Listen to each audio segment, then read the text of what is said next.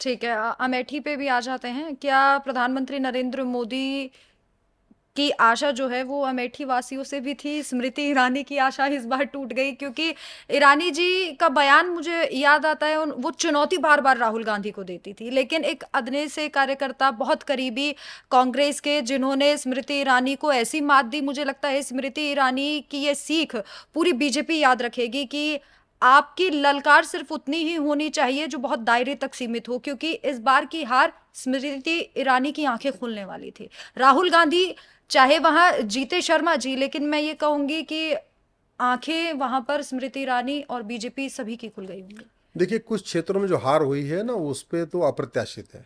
हम्म। जैसे अमेठी हुआ, जैसे आपका अयोध्या हुआ, हम्म। जैसे आपका प्रयाग हुआ, जहाँ कुंभ लगता है, माघ मेला लगता है, हाँ? वहाँ जो हार हुई है वो अप्रत्याशित हार है। स्मृति ईरानी जी ने बाकायदा वहाँ के लोगों के साथ परमानेंट जुड़ने के लिए बाकायदा वहाँ घर बना लिया। भारत में और आज भी बहुत सारे ऐसे सांसद हैं जिन्होंने उस क्षेत्र में अपने घर नहीं बनाया है, लेकिन स्मृति जी को आप देखिए कि बाकायदा वो मुंबई और दिल्ली का मकान छोड़ के बाकायदा अमेठी में उन्होंने मकान बनवाया, वहाँ रहना उन्होंने शुरू कर दिया। हम्म। तो अगर उनको कहीं आशा होती कि नहीं मैं हार भी सकती तो मकान थोड़ी बनवाती, उन्होंने मकान बनवाया, वहाँ रहना शुरू कर दिया। अब क्यों हुई ऐसी, कौन सा, कई बार इलेक्शन के माहौल में क्या होता है कि लास्ट के 48 आवर्स में, लास्ट के 2 दिनों में कोई एक चीज़ ऐसी होती है कि वो बहुत बड़ा मुद्दा बन जाती है। वो कौन सी ऐसी चीज़ थी जो लास्ट के 1 दिन में घूमी या 2 दिन में घूमी और किशोरी लाल जी जीत गए, ये तो मुझे नहीं पता, मुझे आइडिया नहीं कि मैं आपको बता पाऊँ। चिंतन राहुल गांधी हीरो बन गए इन चुनावों के बाद। राहुल गांधी जी मजबूत हुए हैं, कांग्रेस मजबूत हुई है, स्वाभाविक सी बात है, उनका वोट शेयर बढ़ा है। लेकिन वो, अब उनकी असली परीक्षा अब संसद के सत्र में होगी। अगर कांग्रेस संसद के सत्र में एक कंस्ट्रक्टिव विपक्ष का काम करती है और सरकार की सभी नीतियों पे हंगामा करने की बजाय सरकार के नीतियों को मुद्दों के आधार पर अगर वो क्रिटिसाइज करती है, या सरकार के सामने कुछ, विपक्ष का काम हमेशा क्रिटिसाइज करना नहीं है, विपक्ष का काम एक अल्टरनेट भी देना होता है। अगर सरकार कह रही कि भाई ये कानून में ये धारा होनी चाहिए, तो कांग्रेस के पास तो वकीलों की पूरी फौज है, आज भी सारे दिग्गज वकील कांग्रेस के पास हैं, उनका उसका अल्टरनेटिव एक ड्राफ्ट बना के देना चाहिए। अब देखना यह है कि कांग्रेस जो मजबूत हुई है, ये मजबूती वो क्या रिफॉर्म के लिए लाती है कि नहीं लाती है, या केवल क्रिटिसाइज करती रहेगी। अगर केवल क्रिटिसाइज करती रहेगी, मैं फिर से कह रहा हूं, केवल बुराई केवल बुराई केवल बुराई, ये भारत के लोगों को पसंद नहीं आती। अगर मैं आपकी सुबह से लेकर शाम तक बुराई करूंगा तो लोगों को ना आपसे सिंपैथी हो जाएगी, यार कोई तो अच्छा ही होगी, तो सुबह से लेकर शाम तक बुराई बुराई कर रहे हैं। तो सत्ता हो या विपक्ष, अगर एक दूसरे केवल क्रिटिसाइज करते रहेंगे तो लोगों को बात हजम नहीं होती जैसे है। बीजेपी ने खूब क्रिटिसाइज मैंने कहा कांग्रेस ना, को किया और लाभ मिल गया कांग्रेस को किसी इस को चीज भी का। केवल क्रिटिसाइज करने से नहीं होता है, फिर सिंपैथी मिल जाती है। केजरीवाल को बहुत क्रिटिसाइज किया, हाँ, सिंपैथी मिल गई, सिंपैथी मिल जाती है। अच्छा, एक सवाल मेरा यूसीसी को लेकर रहेगा, क्योंकि एनडीए की सरकार है, पिछली बार पूर्ण बहुमत की सरकार बीजेपी के पास ही थी, लेकिन अब एनडीए गठबंधन, एक मैं ये कहूंगी कि सुरक्षा कवच जो प्रधानमंत्री के आसपास है वो सहयोगी दलों का है। तो क्या इस बार यूसीसी को लागू करना मुश्किल होगा, क्योंकि नीतीश बाबू टोपी पहनकर पहुंच गए, तो कैसे चलेगा?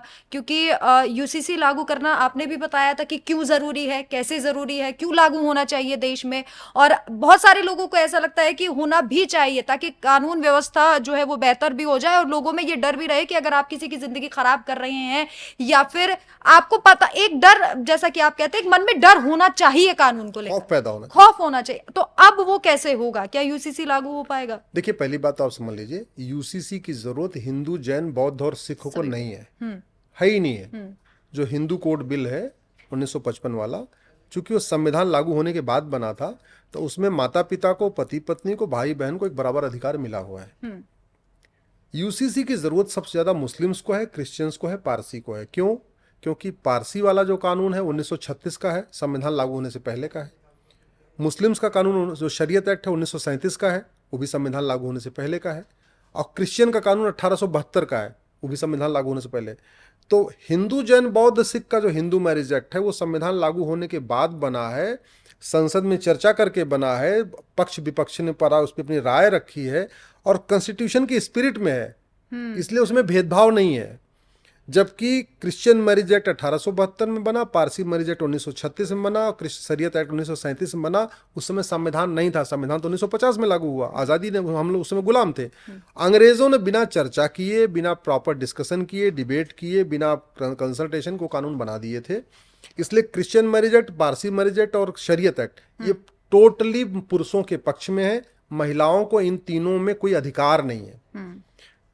यूसीसी पूरी तरीके से जेंडर जस्टिस, जेंडर इक्वलिटी का मामला है। यूसीसी से पूरा का पूरा जो फायदा मिलेगा वो मुस्लिम बहन बेटियों को मिलेगा।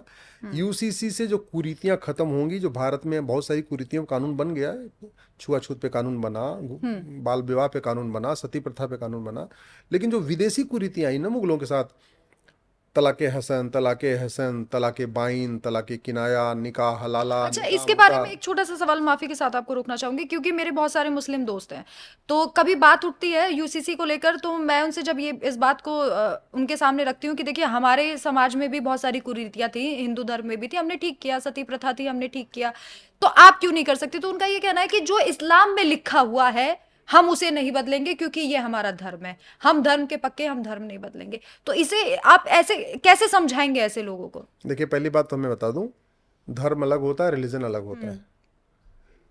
कोई भी धर्म, कोई भी रिलीजन अगर महिला पुरुष में भेदभाव कर रहा है तो वो ऊपर वाला नहीं, वो नीचे का कर रहा है। आप मुझे बताइए, बहुत अच्छा सवाल किया आपने। हिंदू की बेटी माँ के पेट में कितने महीने रहती है और मुस्लिम की बेटी कितने महीने रहती है? 9 महीने। 9 महीने। ऊपर वाले ने भेदभाव किया क्या? बेटा माँ के पेट में कितने महीने रहता है और बेटी माँ के पेट में कितने महीने रहती है? 9 महीने। ऊपर वाले ने भेदभाव किया नहीं। तो ऊपर वाले हिंदू, जैन, बौद्ध, सिख में तो कोई भेदभाव किया ही नहीं।